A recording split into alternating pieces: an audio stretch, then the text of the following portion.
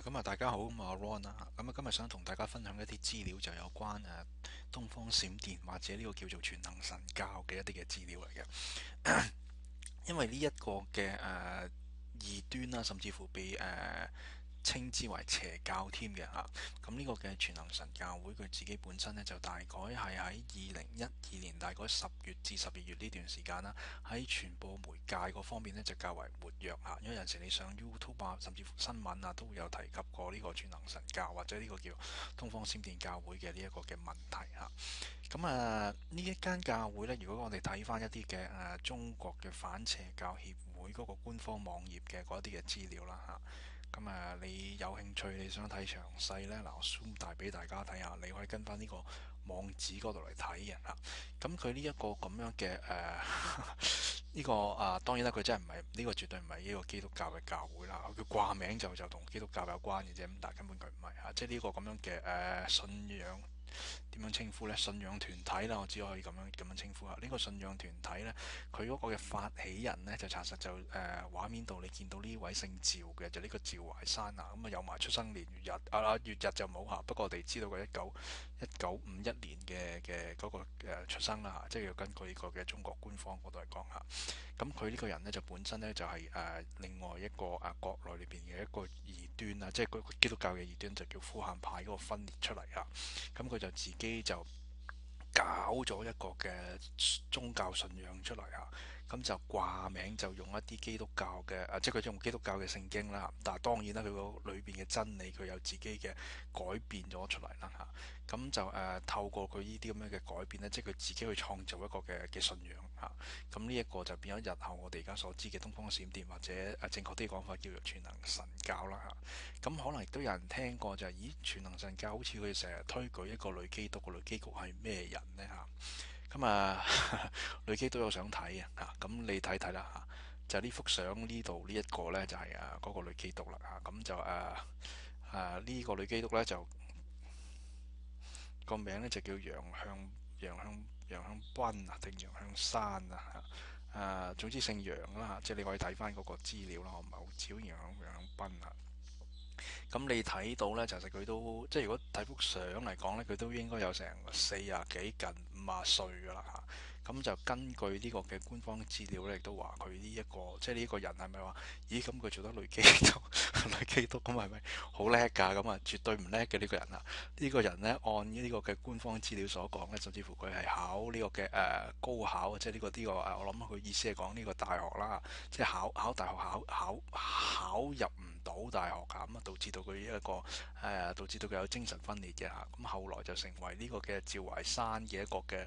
情婦添嚇。咁趙懷山佢自己呢，就係佢就係主教嚟啊。咁佢嗰個情婦呢，就係做女基督咁。你可想而知啊，即係講得白啲嘅就根本就係成個呢個咁樣嘅咁胡鬧嘅宗教團體呢，就呢 pair 人喺度圍威喂啊。稍後我哋會睇翻多少少嗰個呢位姓楊嘅佢一啲嘅著作添嘅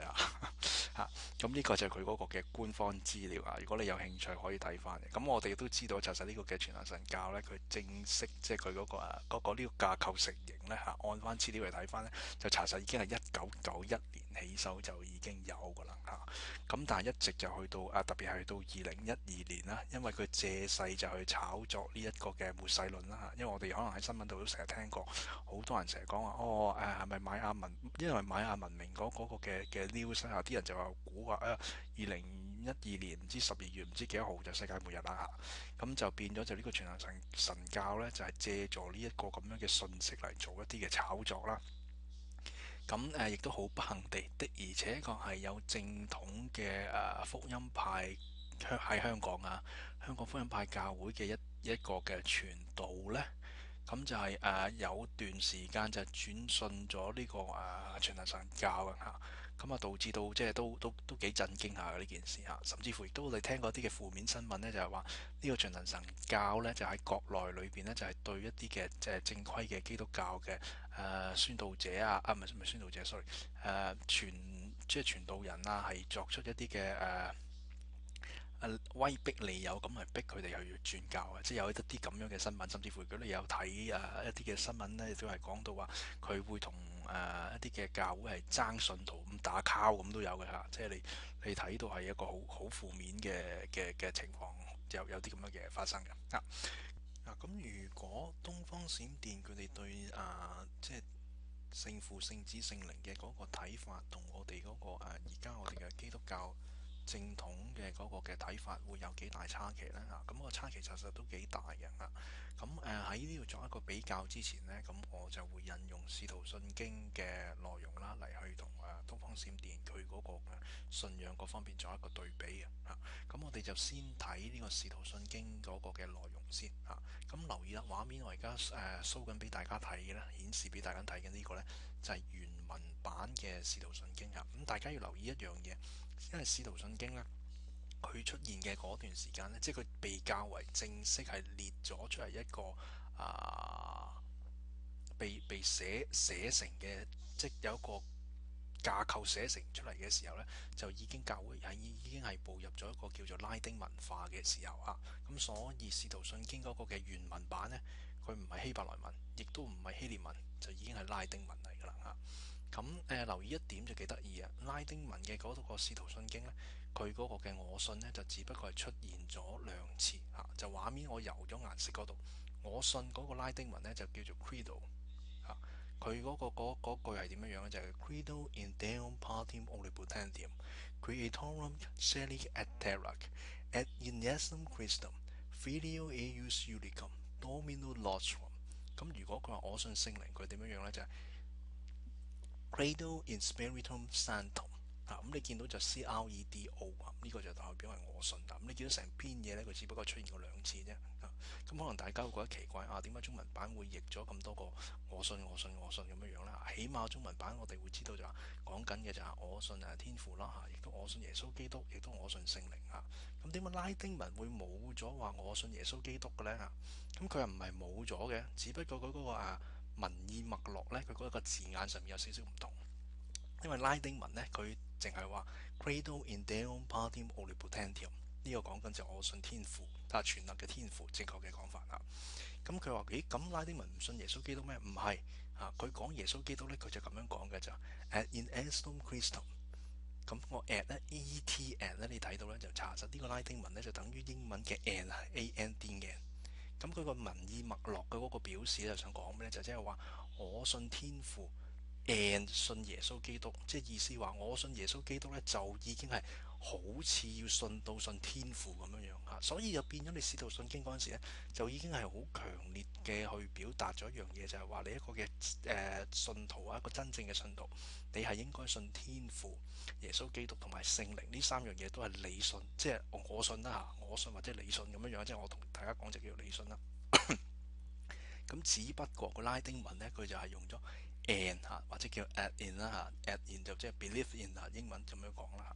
用咗個 and 咁 and 嚟去代表咁解嘅啫咁你睇得到呢個嘅架構咁但係東方閃電咧，佢對嗰個聖父、聖子同埋聖靈嗰個嘅信仰咧，就係好唔同嘅。好啦，咁至於全能神教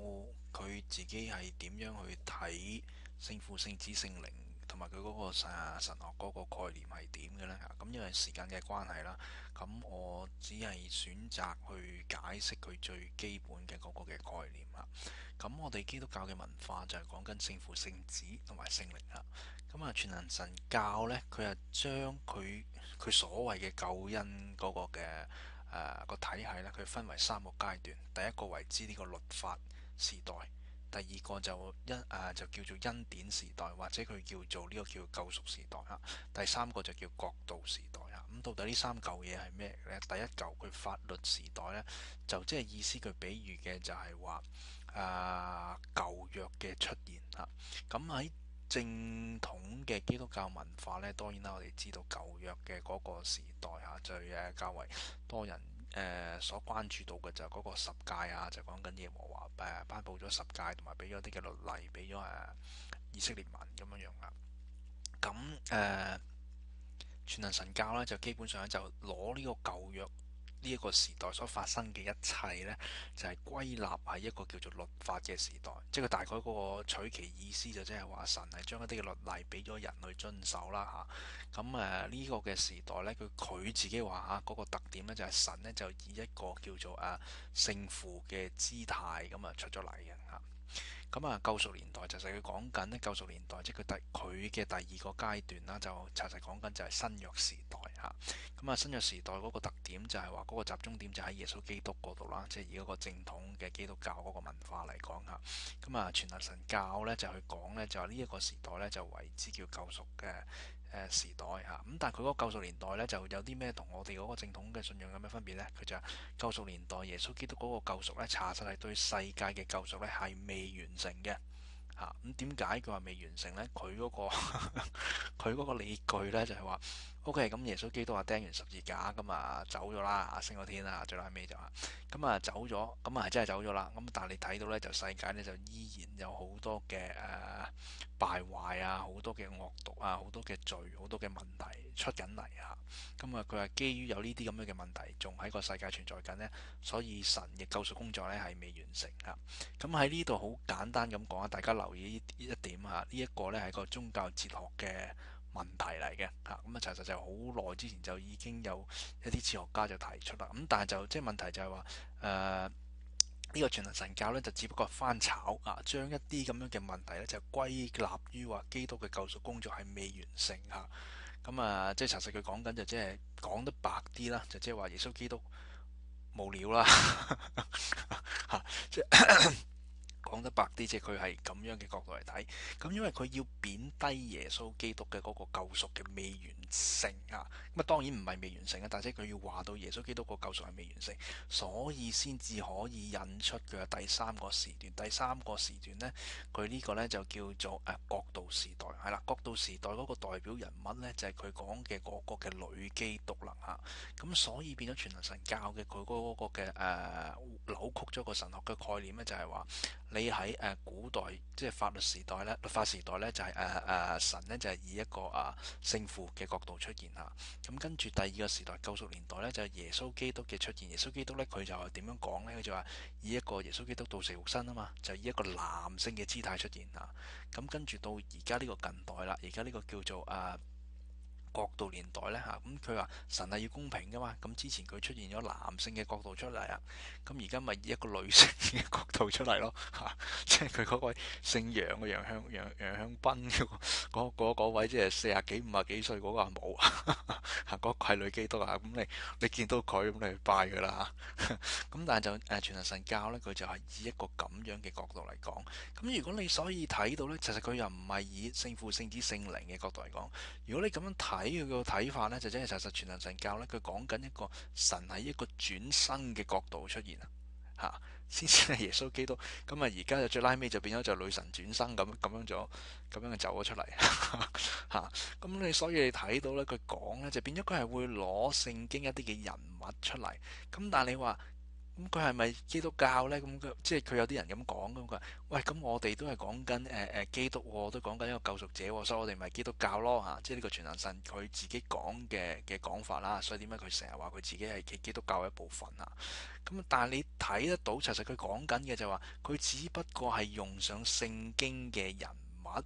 嚟去涉及改變咗聖經嘅人物嚟去做佢自己嗰個嘅宗教嘅概念，但係查實佢內裏嘅嗰個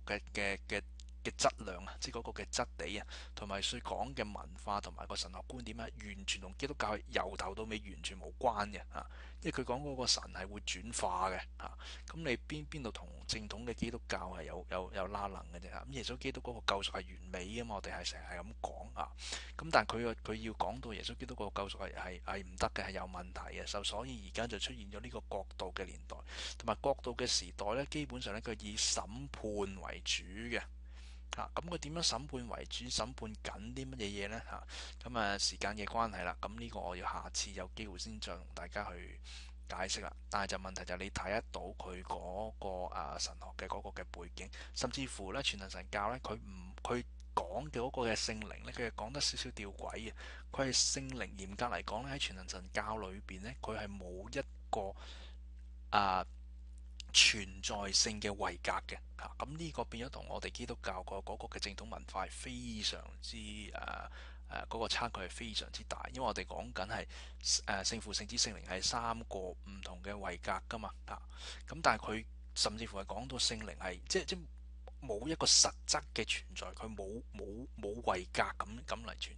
在嘅存在嘅嚇，咁呢個就係點解我哋話全能神教即係呢個東方閃電。嚴格嚟講，佢即係你可以話佢邪教又好，或者係其實都唔係一個異端啊。基本上佢係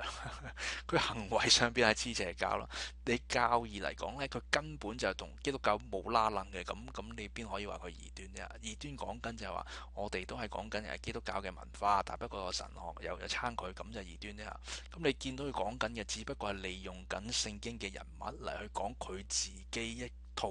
獨立出嚟嘅神話嘅觀念，咁呢個嚴格嚟講絕對唔係基督教啊，同基督教無關嘅。同埋如果你睇佢一啲嘅著作呢，咁下一次嗰個片我會 show 少少資料俾大家睇啦。咁你會睇得到呢，基本上呢個全能神教呢，我只可以講一句係一個嘅低級迷信嚇，係低級嘅迷信啊。咁好啦，有機會再同大家繼續講，唔該。